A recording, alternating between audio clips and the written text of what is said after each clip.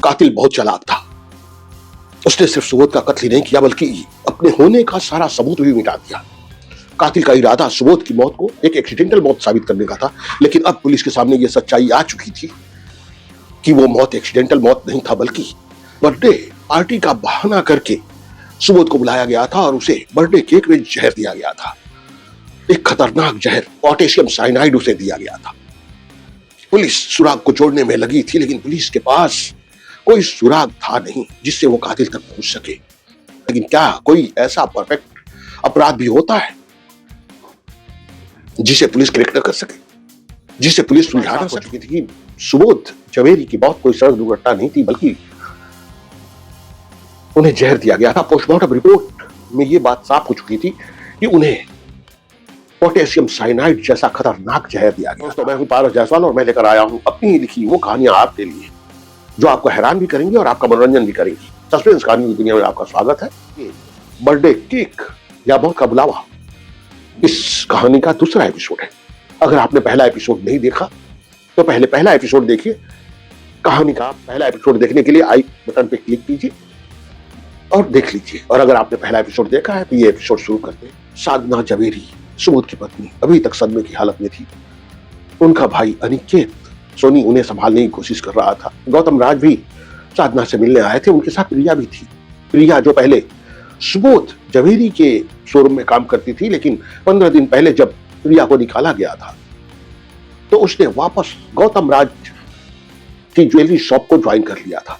गौतम राज की अपनी एक ज्वेलरी शॉप की दुकान भी थी। गौतम राज साधना से मिलने आते हैं और साधना से कहते हैं कि सुबोध नहीं रहा, लेकिन रिश्ता अभी भी वैसा ही है। कभी भी किसी मदद की जरूरत हो तो मुझे बताना, मैं हमेशा तुम्हारे लिए कुछ भी करने को तैयार हूं।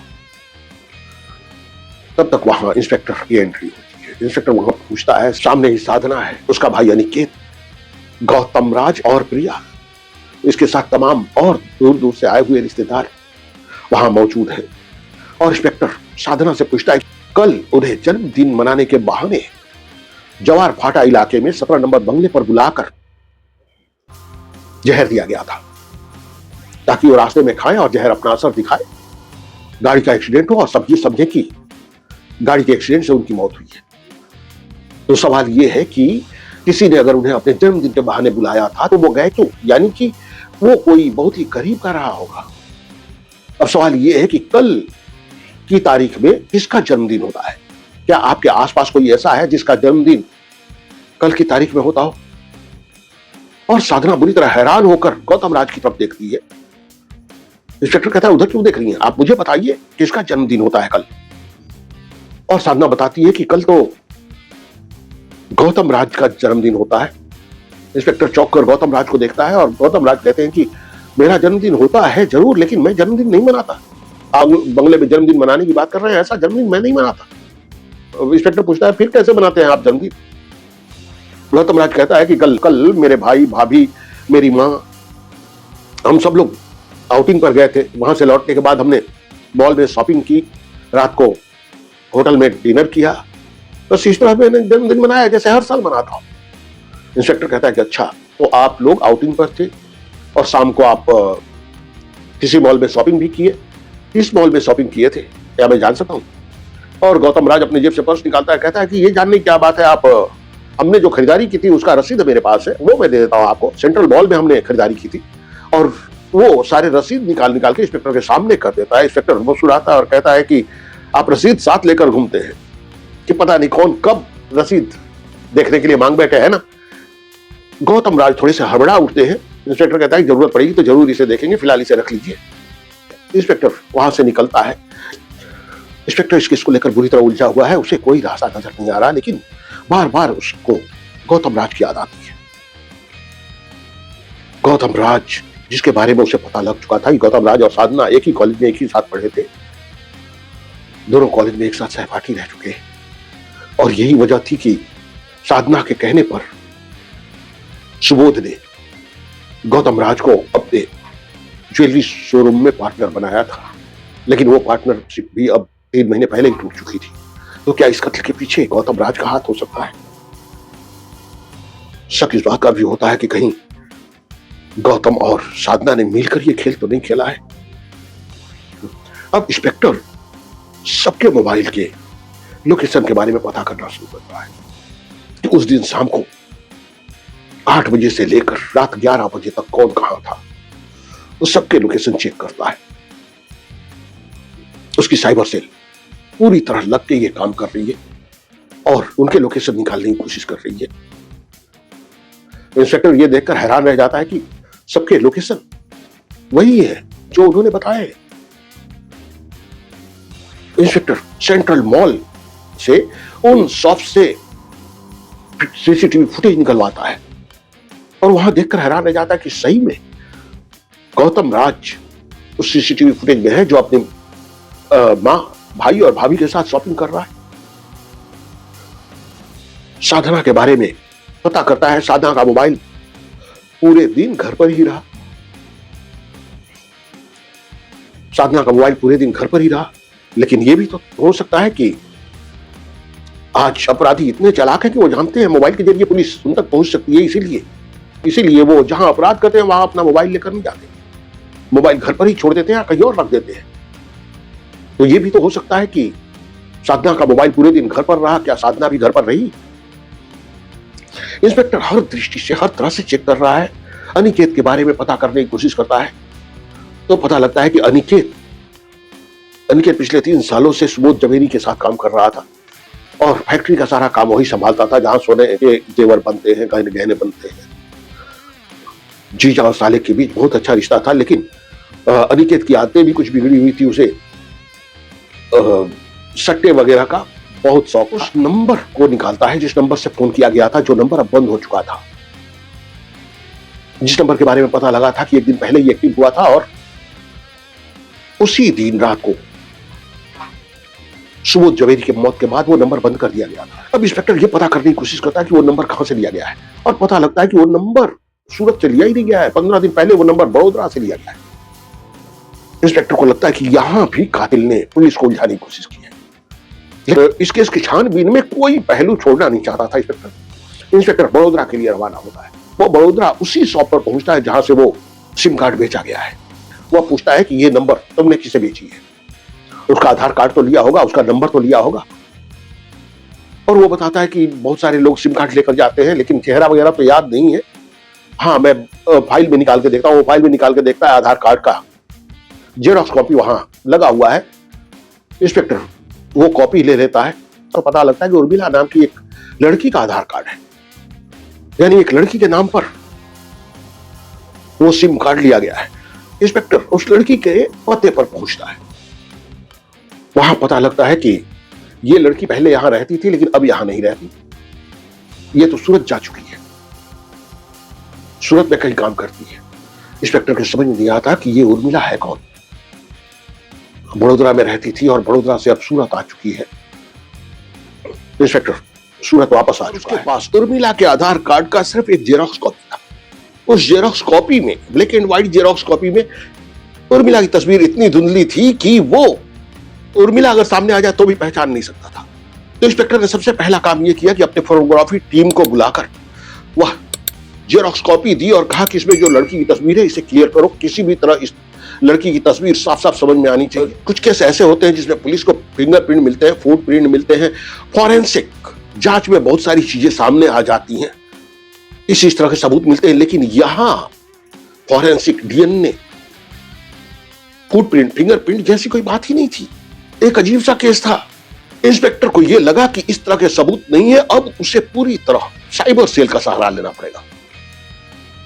उसने साइबर सेल के एक काबिल ऑफिसर को बुलाया और इस कत्ल का सारा सिचुएशन बताते हुए उसे कहा कि ज्वार फाटा एरिया में 17 नंबर के बंगले में यह बर्थडे पार्टी की गई थी। बोध के मोबाइल के साथ साथ वहां और कौन कौन से मोबाइल एक्टिव थे, कितने मोबाइल एक्टिव थे, उसके बारे में पता करना है। वो साइबर एक्सपर्ट फाइनली इंस्पेक्टर को बताता है कि वहां आसपास सिर्फ 4 या मोबाइल ही एक्टिव थे। 2 मोबाइल तो काफी दूरी पर थे, लेकिन 2 मोबाइल ऐसे थे जो करीब में एक्टिव थे। एक वो नंबर है जो बंद हो गया था और दूसरा एक और नंबर जो एक्टिव था वहां पे, जो बहुत ही करीब था। अब इंस्पेक्टर कहता है कि बंगला नंबर 17 से सुबोध जवेरी तकरीबन 10:40 पर अपनी गाड़ी से निकले थे। तो क्या वो दूसरा मोबाइल भी वहां से निकला था या वहीं रहा। अब साइबर एक्सपर्ट बकायदा सुबोध जवेरी के लाइव लोकेशन को फिर से चेक कर रहा है और बताता है कि सुबोध की गाड़ी जा रही है, उसके 100 मीटर के पीछे वो दूसरी मोबाइल भी शायद गाड़ी में ही इसका पीछा कर रही है। लेकिन वो गाड़ी कौन सी है, किसकी है, किस कलर की है, इस बारे में पता तो नहीं लग सकता। वो जवेरी की गाड़ी से 100 मीटर पीछे रहकर शायद उसके पीछे पीछे आ रहा था। अचानक इंस्पेक्टर को ख्याल आता है कि उसी रास्ते में एक छोटा सा टोल भी पड़ा। अब इंस्पेक्टर कहता है कि देखो ये गाड़ी टोल पर कितने बजे पहुंची है, और साइबर एक्सपर्ट देख के बताता है कि ये गाड़ी 10:55 पर उस टोल पर पहुंची थी। साइबर एक्सपर्ट बताता है कि वो दूसरा मोबाइल जो उनके पीछे आ रहा था उसने ठीक 10:56 पर उस टोल को क्रॉस किया था। अब इंस्पेक्टर तुरंत अपनी टीम लेता है और वापस उस टोल नाका पर पहुंचता है। वहां तो सीसीटीवी लगे हुए थे। अब और टोल पर जब ये चेक करता है तो 2-3 गाड़ियां गुजरी होती है, उसमें एक गाड़ी नीले कलर की। अब इंस्पेक्टर को शक हो जाता है कि ये वही गाड़ी हो सकती है। ये i20 गाड़ी थी जो 10:56 पर वहां से निकली थी, और इंस्पेक्टर को उस गाड़ी पर शक हुआ जिसका नंबर था GJC 1516। अब इंस्पेक्टर ने हवलदार से कहा कि तुम इस गाड़ी के बारे में पता करो कि इस गाड़ी का रजिस्ट्रेशन किसके नाम पर है। केस को सुलझाने में बहुत वक्त गुजर चुका था।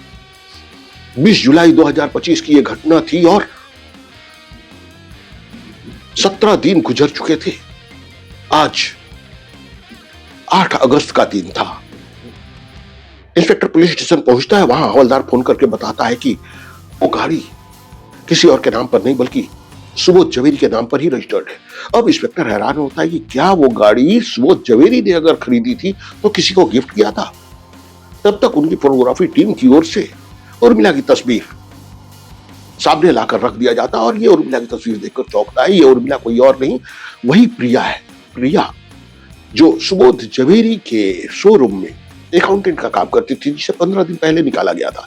अब इंस्पेक्टर सोचता है कि क्या ये प्रिया अकेली है, क्या ये प्रिया गौतम से मिली हुई है या इसके पीछे कोई और है। इंस्पेक्टर के सामने एक सवाल और भी था कि पोटेशियम साइनाइड दिया गया था, और पोटेशियम साइनाइड हासिल करना सबके बस की बात नहीं थी। और इंस्पेक्टर ने जब इस बारे में कुछ एक्सपर्ट से बात करना शुरू किया तो उन लोगों ने बताया कि जहां सोने के जेवर बनते हैं, जहां सोने के गहने बनाए जाते हैं, वहां उन सोने के गहनों को साफ करने के लिए पोटेशियम साइनाइड का इस्तेमाल किया जाता है। यानी कि इस फील्ड के लोगों को पोटेशियम साइनाइड हासिल करना कोई मुश्किल काम नहीं है।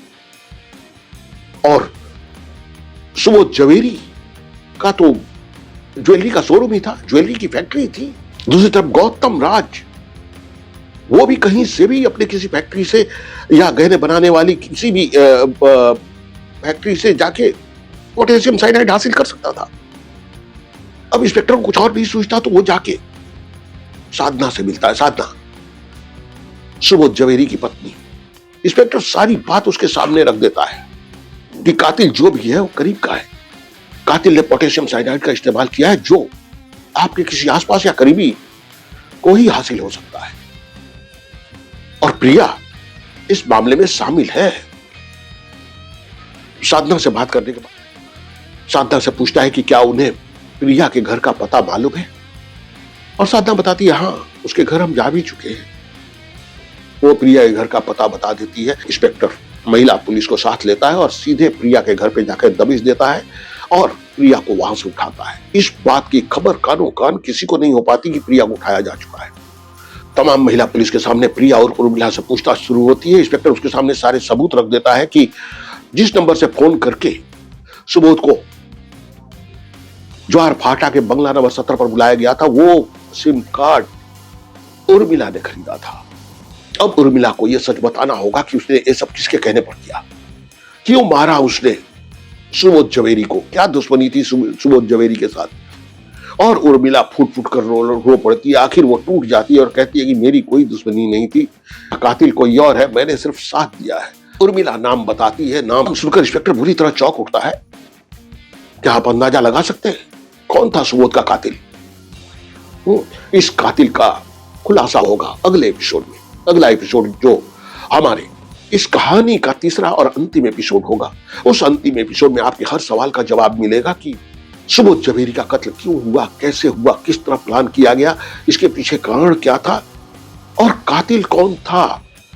सबसे बड़ी बात कि उस कातिल का अंजाम क्या हुआ, यह अंजाम आप भूल नहीं पाएंगे। लंबे समय तक आपको इस कहानी का क्लाइमेक्स याद रहेगा। अगर कहानी पसंद आई हो तो लाइक कीजिए, शेयर कीजिए, सब्सक्राइब कीजिए और कमेंट कीजिए। कमेंट करके बताइए कि आपको कहानी कैसी लगी। तो मिलते हैं अगले एपिसोड में, जो होगा इस कहानी का तीसरा और अंतिम एपिसोड, जिसमें सारे रहस्य खुलेंगे। धन्यवाद।